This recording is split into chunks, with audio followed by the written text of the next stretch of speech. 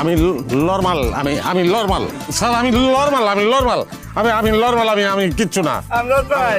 তুমি কও তুমি আমার কোনোদিন গাঁজা খাইতে দেখছো?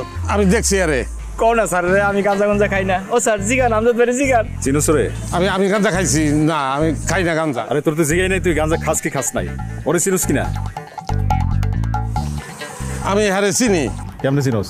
আমি যে হ্যাঁ থাকে গ্রামে, আমাকে গ্রামে থাকে।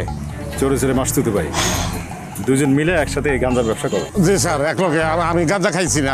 গাঁজা কি স্যার? গাঁজা কি? তুমি গাঁজা কি চেনো না? আমি চিনি না স্যার। পুলিশ দেখে দৌড় দেস, তুই গাঁজা চেনোস না? এই হ্যান্ডকাপ লাগাও, হ্যান্ডকাপ লাগাইয়া দুইটা রিজ তোলো, গাড়িতে তোলো, থানায় নিয়ে আর ঠিক মতো ভাইটামিন দিলে সব স্বীকার করবো। খাইছো কোনোদিন ডান্ডার বাড়ি?